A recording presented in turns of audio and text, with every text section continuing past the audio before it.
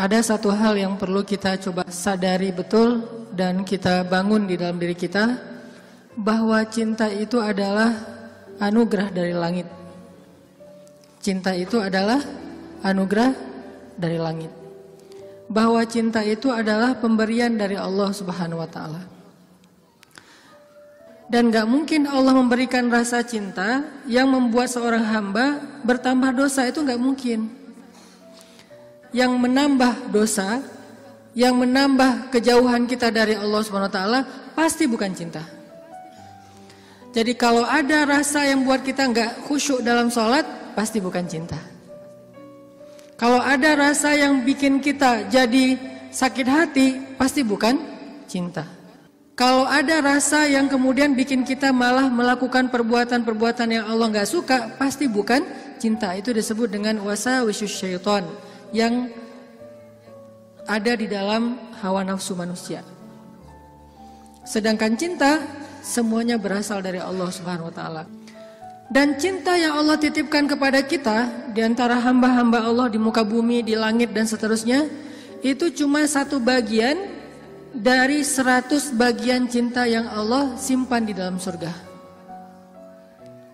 Jadi satu bagian itulah yang kemudian kita lihat dari seorang ibu kepada anak, dari seorang ayah kepada putranya, dari seorang anak kepada orang tuanya, dari seorang pasangan kepada pasangannya, suami istri, istri kepada. Satu bagian yang kemudian dibagi di antara hamba-hamba Allah yang sangat banyak, miliaran bahkan tidak terhitung. Cuman satu bagian. Satu bagian itu kita udah bisa ngelihat pengorbanan seorang suami yang luar biasa. Kayak misalnya teman-teman yang nge-follow Rumah Teduh Sabadiin, ada seorang anak ngerawat ibunya di detik-detik terakhir sebelum ibunya wafat. Dia bacain Yasin, dibacain Al-Quran, dia pijat-pijat ibunya, dia belai ibunya, dia penuhi semua hak ibunya. Dan ini adalah gambaran hanya partikel kecil dari satu bagian cinta yang Allah turunkan ke muka bumi. Ini hal yang perlu kita sadari dulu teman-teman, bahwa cinta itu asalnya dari langit. Kalau kita butuh cinta dari siapapun, cinta dari orang soleh, cinta dari ulama, cinta dari orang tua, cinta dari pasangan, cinta dari calon pasangan, cinta dari mantan yang pengen balikan, cinta dari mana aja lah. Carinya tuh bukan di bumi, carinya di langit. Makin rendah sujud kita, makin kita menggetarkan arasy di langit. Tapi kalau kita cari cinta dengan cara sering-sering posting, itu juga diedit semalaman, kita nggak bakalan dapat cinta. Kita dapatnya apa? Was-wasah, bukan cinta. Terus nggak boleh posting Ustaz? Boleh, dan saya juga sering posting, cuman bukan gitu cara mencari cinta. Apalagi diedit habis-habisan, pakai apa aplikasi berganti-ganti. Ini kurang apa bright lah, apa kurang charming. Akhirnya diedit, justru yang muncul dari itu adalah kekecewaan. Makanya kalau kita mencari cinta itu adalah dengan sujud, dengan doa, dengan taqarrub kepada Allah Subhanahu wa taala, mendekatkan diri pada Allah. Sehingga kalau kita udah cinta dari Allah Subhanahu wa taala, maka Allah akan mendatangkan sekian banyak orang untuk mencintai kita. Ada yang dengan status pasangan, ada yang dengan status orang tua, ada yang dengan status teman, ada yang dengan status apapun, bahkan kadang gak dikenal, tapi dia mencintai kita karena Allah Subhanahu wa taala. Dan itulah cinta yang berlimpah. Kebayang gak di antara banyak makhluk, kira-kira gimana yang 99 bagian yang Allah simpan di dalam surga, dan itu diberikan hanya kepada segelintir hamba Allah yang masuk ke dalam surga doang. Kan banyak yang gak dibangkitkan ya, hewan, tumbuhan, mereka tidak dibangkitkan kecuali beberapa jenis hewan dan tumbuhan yang disebutkan di Al-Quran. Tapi pada umumnya hewan tidak mengalami hari berbangkit. Jadi tidak ada hewan yang mendapatkan 7 golongan hewan yang dapat naungan di padang mahsyar, gak ada itu. Yang ada manusia. Kalau hewan ngikut manusia, kalau dia berjasa dalam dakwah manusia dia terlibat. Tapi pada umumnya hewan dan tumbuhan itu tidak dibangkitkan. Padahal jumlahnya miliaran. Itu adalah satu cinta dibagi rata. Gimana 9 cinta dibagi kepada sedikit hamba Allah Subhanahu wa taala. Makanya Allah mengatakan di dalam surga itu la khaufun 'alaihim wa lahum yahzanun. Di surga itu tidak ada rasa takut, tidak ada rasa kecewa. Nggak ada lagi di surga itu adegan live group, itu udah nggak ada. Di surga itu nggak ada grup yang nge-live kita, kan lebih sakit ya, di live sama grup. Kalau kita nge-live grup masih mending, kalau grup yang nge-live kita, gimana caranya? Tiba-tiba grup sepi, nggak ada broadcast, nggak ada chat, ternyata mereka bikin grup baru, kita doang yang nggak di-invite. Itu di akhirat udah nggak ada di surga live group, di live sama grup. Di surga itu udah nggak ada bulian. Kenapa nggak ada bulian? Karena udah nggak ada jomblo. Selama masih ada jomblo, semangat nih kalau udah bab kayak gini. Saya bukan mau menzolimi teman-teman. Gara-gara sering ngebully jomblo. Enggak, saya nggak ngebully. Saya cuma empati doang. Kasihan sih. Kasihan boleh ya. Sebagian doang, yang lain insya Allah gue mah asik-asik aja Ustadz sebagai single villa gitu ya, nggak masalah. Cuman ada sebagian yang mungkin masih berat menjadi seorang yang apalagi baru aja kemarin diputusinnya dengan bahasa yang nggak enak lah gitu. Kita adik kakak aja ya, kan nggak enak tuh. Tahu nggak teman-teman, ada cara mutusin yang lebih kejam dari itu. Kan yang biasa tuh kita temenan aja ya gitu ya, atau kita adik kakak aja. Ada nggak orang yang diputusin sama pasangannya, dibilang kamu tuh jadi ibu saya aja ya, kamu tuh seperti ibu buat saya? Ada. Dalam bahasa fikih disebut dengan zihar. Dalam bahasa saya disebut dengan diputusin dengan cara paling kejam. Di mana ayat zihar?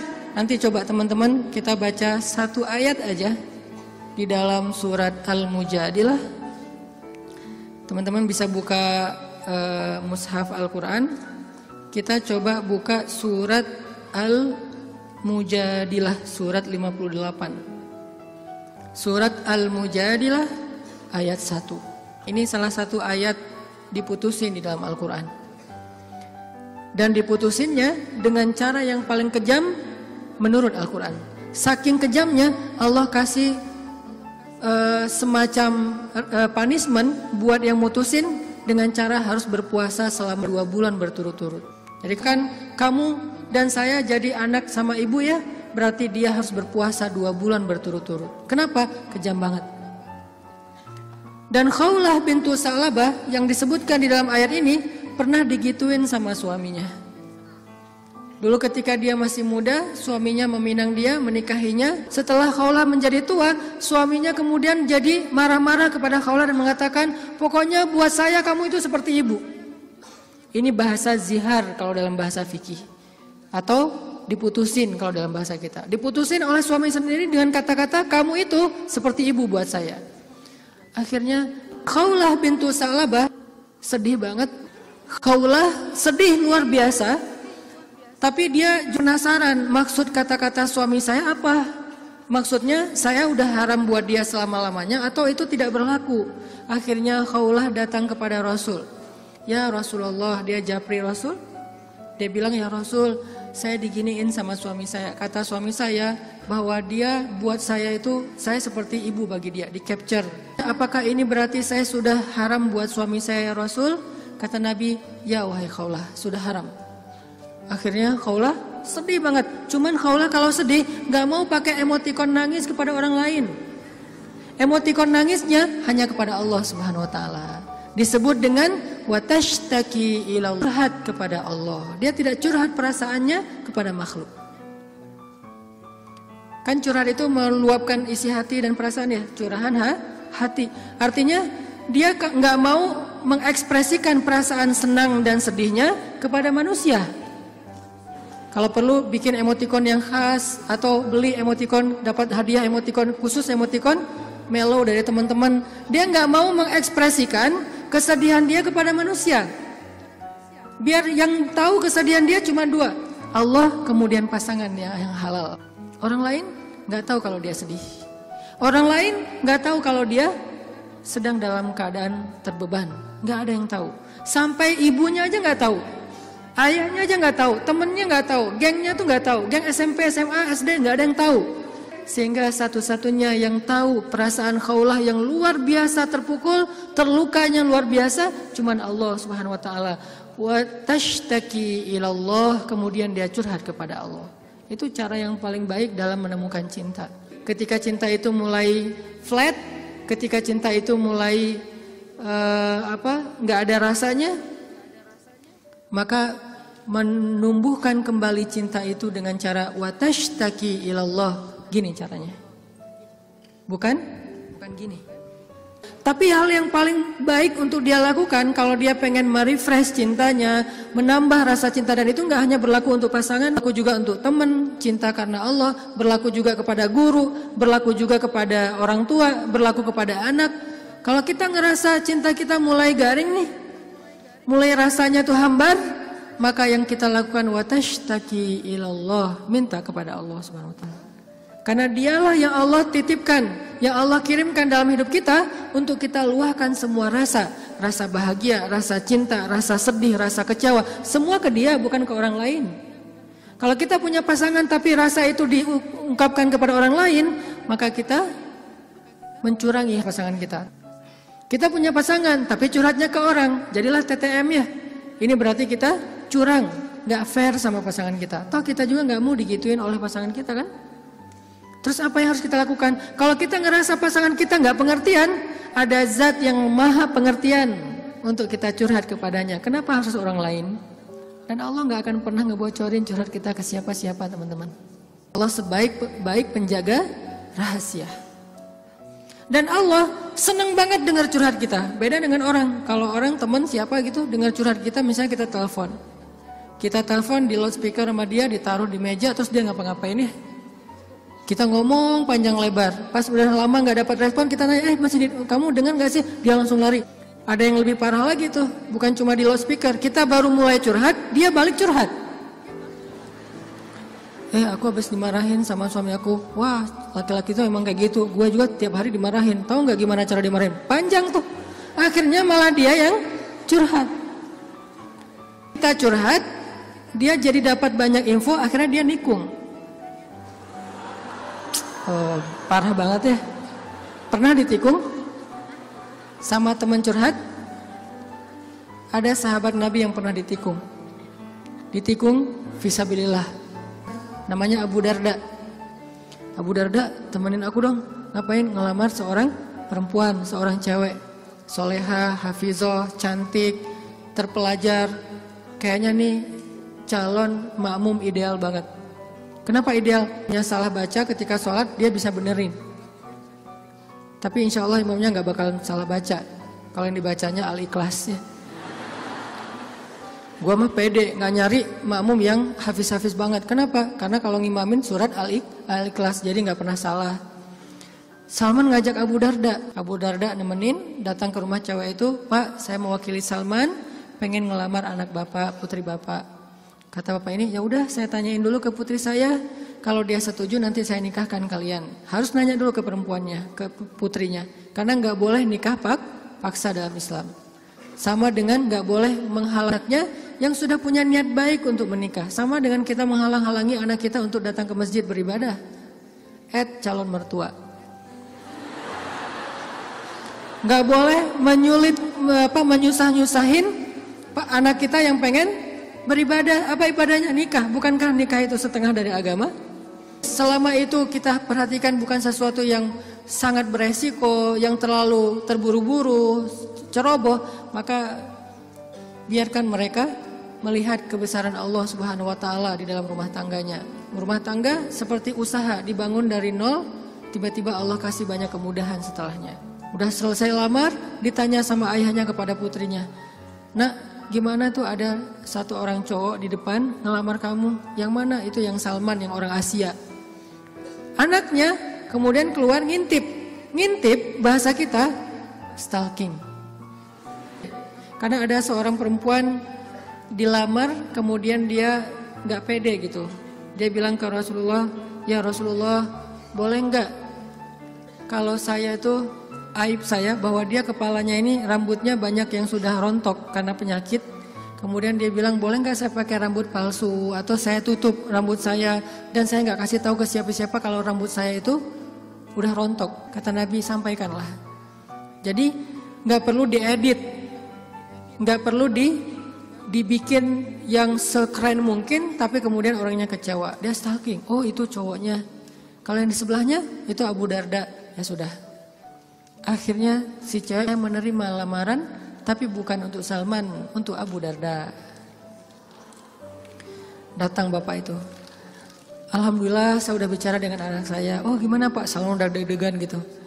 Sabar ya Salman, ternyata anak saya belum berkenan untuk menikah dengan Salman. Oh nggak apa-apa Pak. Cuman anak saya ternyata ridho menikah. Oh apa-apa. Jadi nggak enak hati gitu kan. Aduh Salman, ini bukan saya loh ya. Minta kan tadi kamu dengarkan saya ngomong apa. Kata Salman, udah biasa aja kali Abu Darda. Tapi saya nggak mau nikung kamu. Udah nggak apa-apa. Kan Allah menciptakan kita berpasang-pasangan. Masing-masing udah ada takdirnya. Akhirnya Abu Darda nggak enak banget. Si bapak juga terlalu vulgar. Harusnya kan biarin dulu mereka pulang di Japri ya. Abu Darda balik kan bisa ya. Abu Darda ditelepon gitu balik. Mau ada yang diobrolin. Kenapa di depan Salman? Sehingga Salman jadi sedih. Enggak, ternyata mereka paham. Cinta mereka itu karena Allah Subhanahu wa taala. Kalau belum berjodoh berarti memang bukan itu cintanya. Dan mereka tidak akan memberikan hatinya karena hati itu satu-satunya organ di datu yang paling berharga dan dia nggak akan ngasih kecuali kepada orang yang sudah berakad. Saya terima nikahnya dan kemudian dikatakan oleh saksi sah. Kecuali saksinya mantan, itu nggak bakalan sah. Saya terima nikahnya. Gimana saksi? Belum. Oh ya, ulangi lagi. Udah 100 kali, belum aja. Kenapa? Saksi nggak bisa move on. Yang lebih berat tuh bukan saksinya yang mantan, KUA-nya yang mantan. Tuh parah tuh. Ini kenapa ya persyaratan nggak ada yang lengkap ya? Semuanya persyaratan kurang aja gara-gara KUA-nya adalah mantan. Nauzubillah lah ya. Kan pernah viral tuh di Instagram yang seseorang ngelakuin kriminal kemudian disidang. Kebayang gak sih pas lagi di sidang gitu ternyata ketua majelis hakimnya itu mantan kita. Wah, jadi kamu setelah putus dari aku jadi gini? Iya, aku gak bisa hidup lagi tanpa kamu. Ya udah apa? Kamu saya vonis menikah dengan saya. Gak penting juga. Nah akhirnya kita balik lagi ke cerita Khawlah. Khawlah curhat kepada Allah. Ketika ada masalah, Khawlah bilang ya Rabbi ilahi. Dia curhat, dia nangis, dia habis-habisan hanya di hadapan Allah saja. Ketika di hadapan manusia, dia nggak mau menunjukin dirinya lelah di hadapan manusia. Dia nggak mau menunjukin dirinya fragile di depan manusia. Dia hanya menunjukkan kelemahan dirinya di hadapan Allah. Allah ilahi, saya fakir sedangkan engkau maha kaya. Saya lemah sedangkan engkau maha perkasa. Saya bodoh sedangkan engkau maha bijaksana. Saya bingung sedangkan engkau maha tahu segala-galanya. Kita tunjukkan semua kelemahan kita, curhatnya kepada Allah, jangan kepada makhluk. Dan Allah senang banget dengar curhat hambanya. Apa nama Allah yang maha mendengar? Sami'un. Allah itu gak pernah lelah mendengar curhat, doa, dan semua isi hati hamba-hambanya ketika mereka berbicara kepada Allah. Ya Allah, ya Allah. Setiap hari kita berdoa kepada Allah dengan doa yang sama, Allah gak pernah bosan. Makanya Allah As-Sami' yang maha mendengar. Makin panjang curhat kita, Allah makin sayang sama kita. Beda kan sama orang, makin panjang curhat kita, makin ditandain besok-besok kalau kita telepon gak akan diangkat lagi. Pura-pura sibuk lah, terus kalau kita WA, japri gitu nggak dibaca-baca, pura-pura tadi tinggalan handphonenya apa segala macam. Karena gitu kita mau curhat, bukannya Allah mendengar doang, malah Allah mendatangi kita. Wa idza salaka ibadi anni, kalau hambaku bertanya kepadamu, di mana Allah? Saya pengen curhat. Wa idza salaka ibadi anni fa inni qarib. Aku dekat. Artinya ketika kita pengen curhat, Allah mendatangi kita. Kadang-kadang kita nggak pengen curhat aja, Allah mendatangi kita karena pengen dicurhatin. Kan baik banget Allah tuh. Padahal kan yang butuh kita ke Allah, bukan Allah butuh kita. Tapi karena saking pemurahnya Allah, dari arasnya turun ke langit dunia. Setelah turun ke langit dunia, Allah bertanya, hal min dhi hajah, ada enggak hamba-hambaku yang butuh pertolongan? Allah manggil-manggil kita tuh di langit dunia tuh. Allah manggil-manggil kita, kita tidur. Ilfil enggak Allah? Besok datang lagi. Hal min dzi hajah, ada enggak hamba-hambaku yang butuh pertolongan? Masih tidur. Ilfil enggak, besok datang lagi, dan itu berlaku dari sejak Allah menciptakan manusia sampai hari kiamat. Enggak pernah Allah ilfil sama kita. Inilah tempat curhat yang paling baik. Hanya ada dua, satu kepada Allah, kedua kepada pasangan. Kalau tidak ada pasangan, bolehlah sesekali kepada orang tua. Tapi kadang-kadang harus dibatasi juga. Karena ada hal-hal yang kalau kita sampaikan kepada orang tua, pasangan kita nggak ridho. Ketika kita ngomongin ke ibu kita, mungkin pasangan kita menjadi malu karenanya. Masalah nafkah mungkin. Kan itu harga diri suami banget ya. Kalau seorang istri kemudian curhat ke ibunya, ya AA ngasihnya kurang terus setiap bulan. Kan dia jadi malu nih. Ada hal-hal yang suaminya akan malu dan gak rela. Terus kepada siapa yang insya Allah suami kita gak malu? Kepada Allah.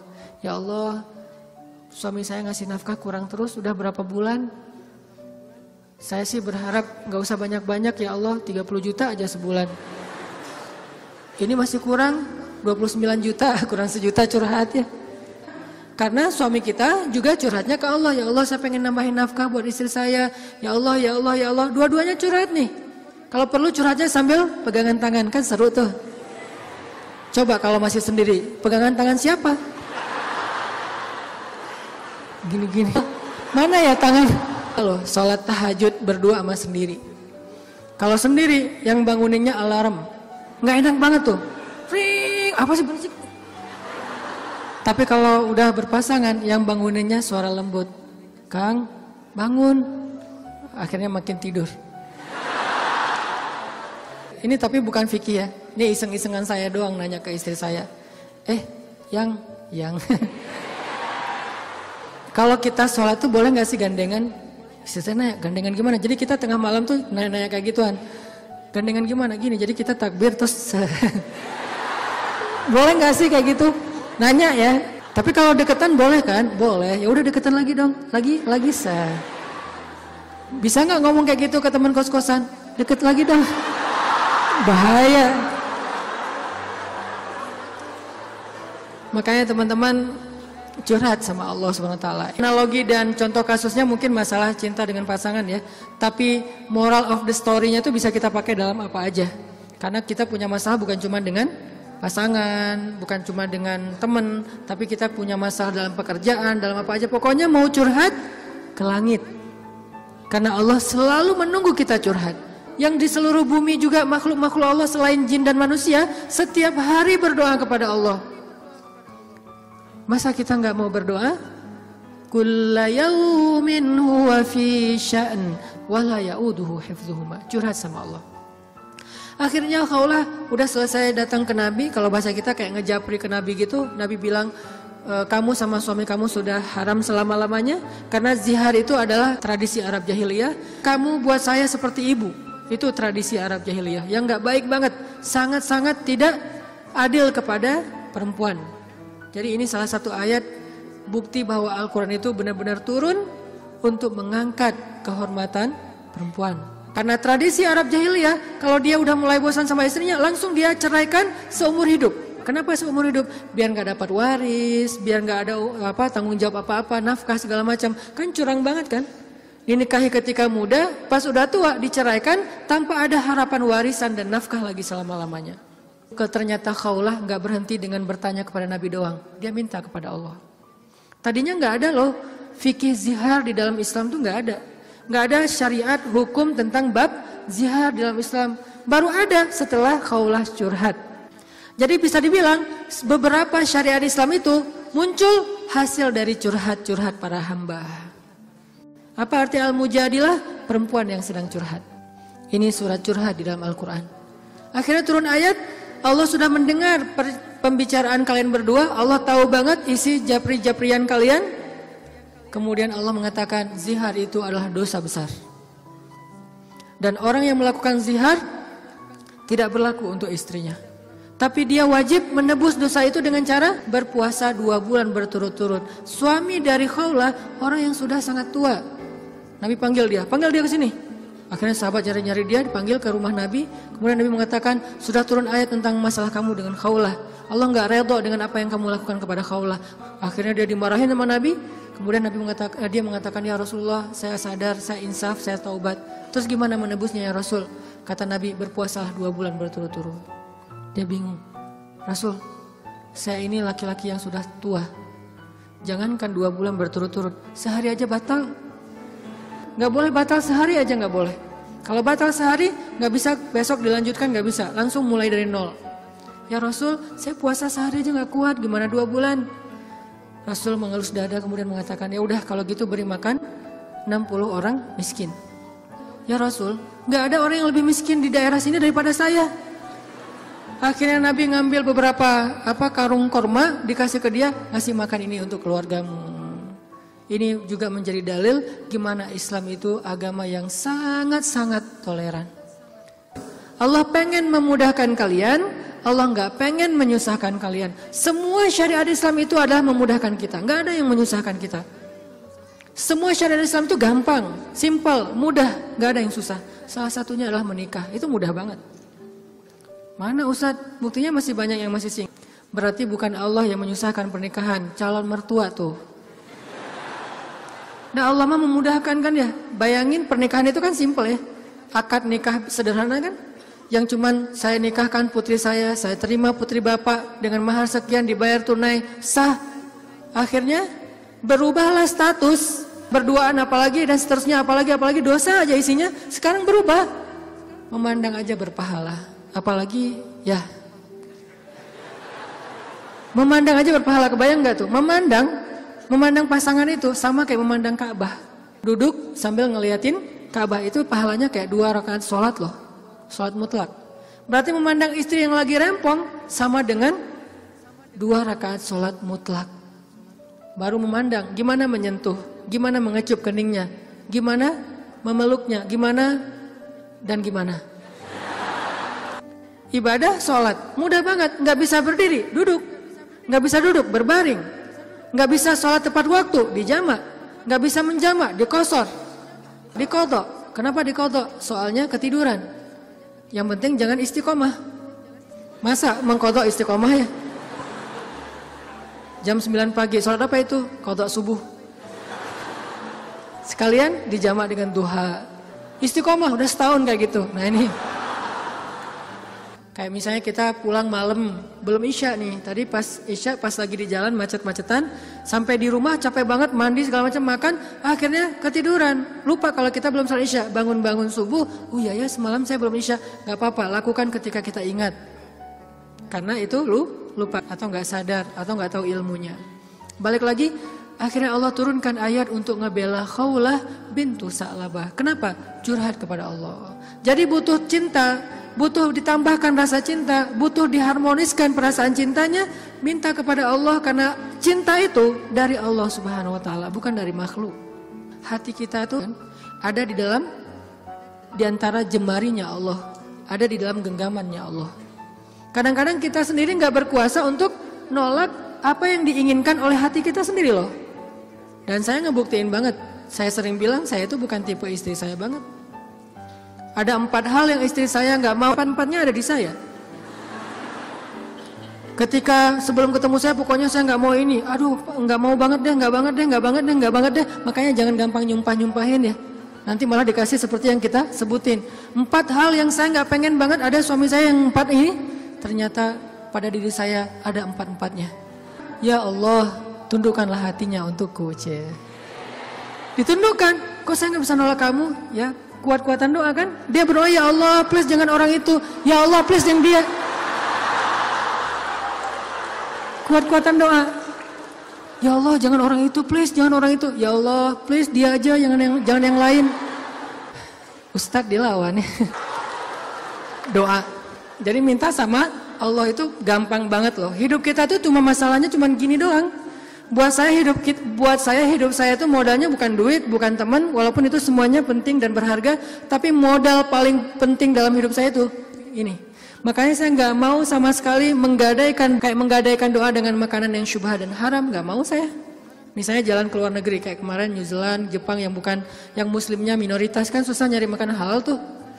Mending lapar daripada saya akhirnya mencari-cari alasan, ini kan darurat kan udah nggak ada pilihan segala macam. Ini kan makannya ikan tapi kan satu minyak dengan makanan yang nggak halal. KFC kalau di luar negeri itu halal. Mungkin kalau di Singapura McD KFC-nya udah ada label halal. Tapi kalau di beberapa negara yang lain nggak ada label halal. Walaupun ayam kan bukan babi Ustaz, bukan pork. Tapi kan dia nggak disembelih dengan nama Allah. Saya nggak mau. Pengen ngerasain gimana ya rasanya ayam goreng di mana gitu, ayam kriuk di mana, dia beda dengan di Indonesia. Tapi kan itu bahayanya bukan masalah hal haram, menggadaikan doa kita. Begitu kita makan, kenyangnya cuma sebentar, nanti juga udah lapar lagi, tapi doa kita ditolak 40 hari 40 malam. Dimana kalau pas lagi di luar negeri, terus kita ada masalah di imigrasi pas di bandara, kita berdoa gimana cara Allah akan mengabulkan? Kenapa? Modal kita dalam hidup tuh doa banget tuh.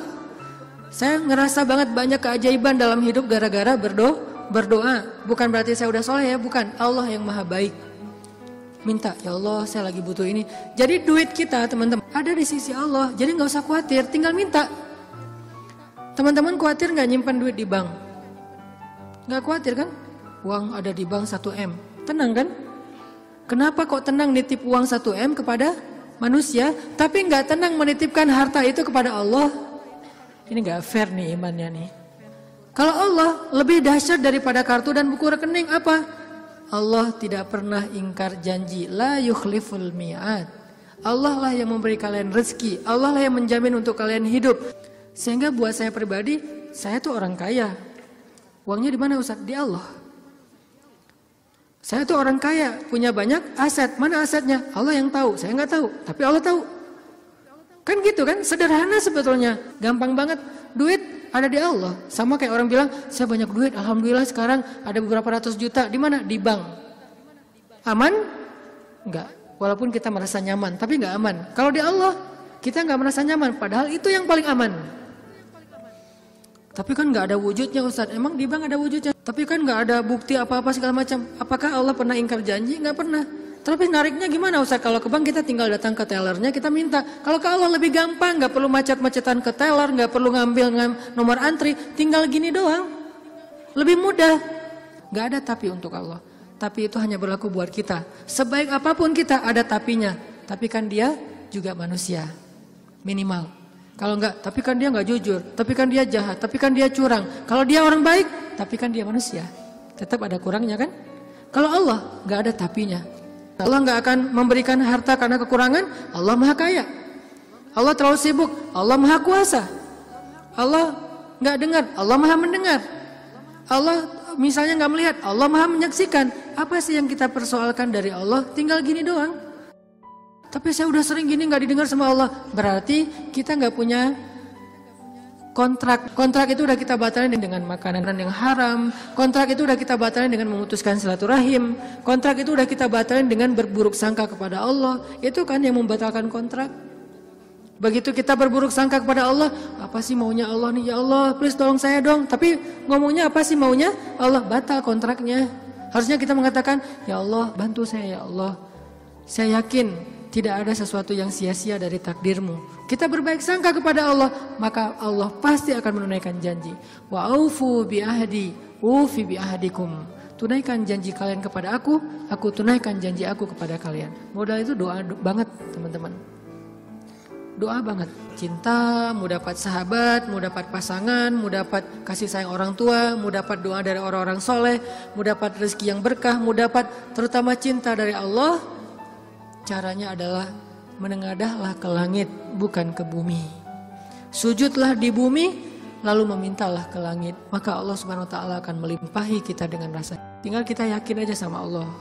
Masalah yakin inilah yang membuat kita kadang-kadang jadi harus menunggu. Menunggu keajaiban dari Allah tergantung tingkat keraguan. Makin besar ragu kita, makin lama kita menunggu datangnya pertolongan Allah. Makin kuat keyakinan kita, makin cepat datangnya pertolongan Allah. Orangnya soleh banget, imannya pasti kuat tuh. Tapi dia belum ditolong aja sama Allah. Nah, berarti kita belum paham cara Allah menolong kita. Allah nolong kita itu dengan dua cara teman-teman. Pertama, pertolongan UGD. Apa yang dilakukan Allah? Allah akan menolong hati kita terlebih dahulu. Bukan masalah kita diangkat, hatinya yang dikuatkan. Itu pertolongan Allah. Tapi diuji oleh Allah dengan sakit, dengan kemiskinan. Kok Allah nggak mendengar doa dia? Nggak, Allah mendengar doa dia.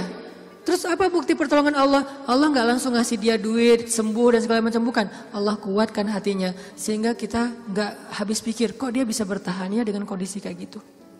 Kok dia tetap bisa bahagia ya dengan keluarganya dalam kondisi kayak gitu.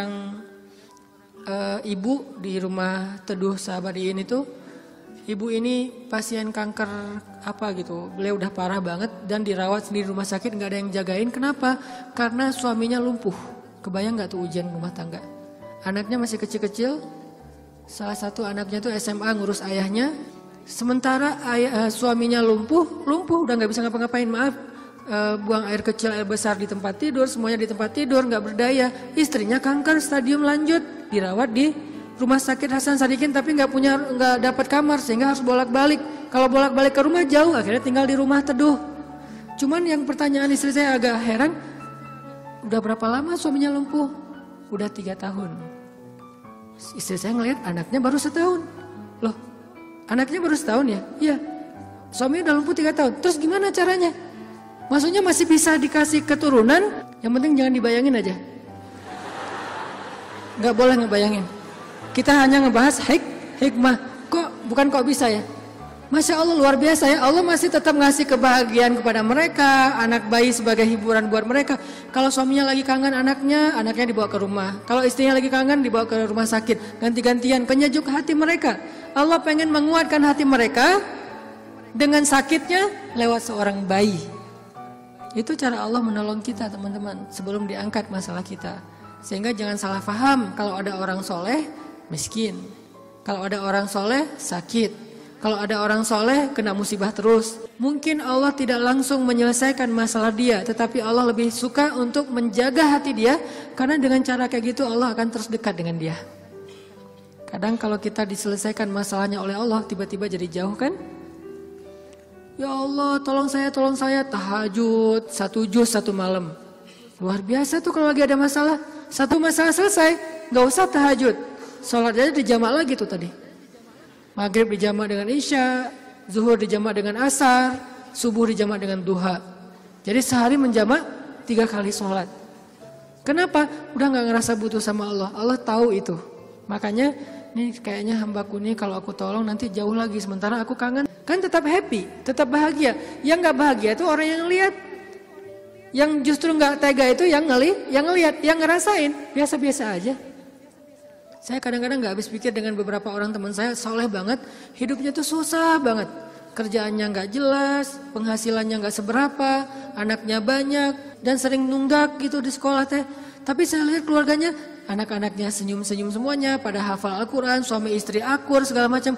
Kok mereka bisa bahagia dengan modal hidup yang cuma segitu, sementara ada keluarga lain yang modal hidupnya berlimpah tapi gak bahagia.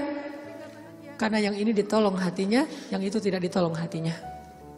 Minta aja sama Allah, apapun masalah kita. Apalagi cuma masalah perasaan hati. Allah bolak-balikan hati sesuka Allah. Gampang banget buat Allah. Kadang-kadang yang saya cerita, ketika kita terbesit dalam hati aja Allah wujudkan kan. Kayak ada seorang ibu di Dumai, cuman terbesit di hati gak ngomong loh.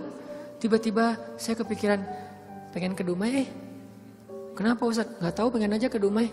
Akhirnya kita ngumpulin tuh daftar yang ngundang di seluruh Indonesia, terus kita yang nentuin mau kemana. Ke Dumai Akhirnya nentuin beli tiket ke Dumai, walaupun sebetulnya jadwalnya tuh rush banget loh. Jadi jadwalnya tuh sangat padat, tapi bela-belain ke Dumai.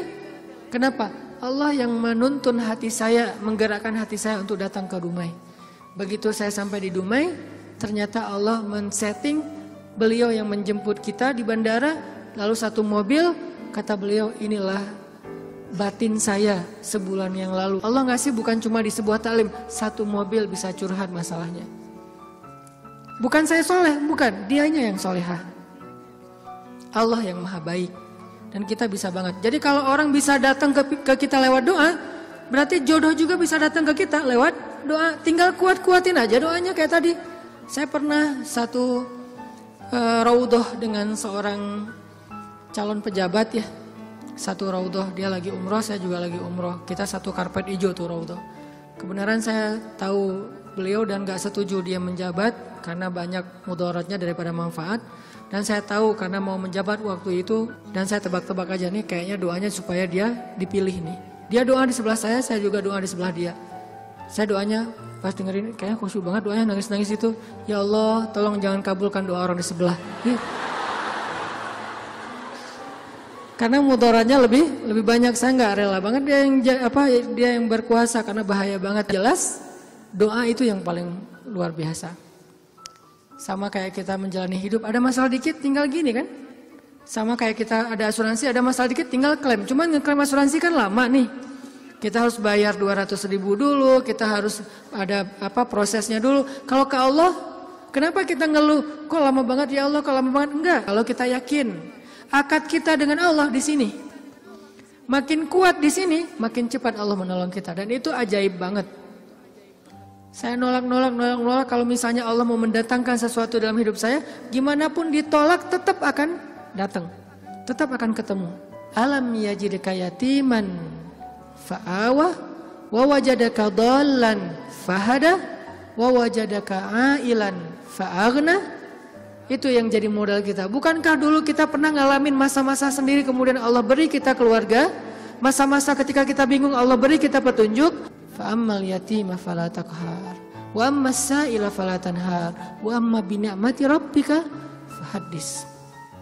Apa maksud wa amma bi ni'mati rabbika fahaddis? Nikmat Tuhanmu itu dibicarakan. Maksudnya apa? Untuk membuat kita makin yakin sama Allah. Ya, dulu kan Allah pernah nolong kita. Dulu kita pernah lapar, Allah yang beri kita makan. Dulu kita pernah bingung di sebuah kota mau kemana, Allah kasih kita tempat tinggal. Dulu kita pernah bingung sendiri, Allah kesepian sendiri, Allah kasih kita keluarga. Itu yang dibahas untuk tajdidul iman, memperkuat iman kita kepada Allah Subhanahu wa taala. Jadi kesimpulannya teman-teman, bahwa kita butuh apa aja mintalah sama Allah, termasuk cinta. Jangan begging kepada manusia, karena itu akan menjatuhkan harga diri kita. Kalau mau begging, mengemislah kepada Allah Subhanahu wa taala. Makin kita mengemis kepada Allah, makin Allah angkat derajat kita. Makin mengemis makin mulia. Kalau ke manusia makin mengemis makin hina. Mudah-mudahan ini menjadi booster buat kita, bukan hanya dalam masalah pernikahan, tapi juga dalam semua masalah hidup kita. Dan la tahzan, innallaha ma'ana. Gak usah khawatir, jangan sedih, jangan putus asa. Allah itu selalu bersama kita. Kenapa kita tidak mengandalkan ini dalam hidup kita?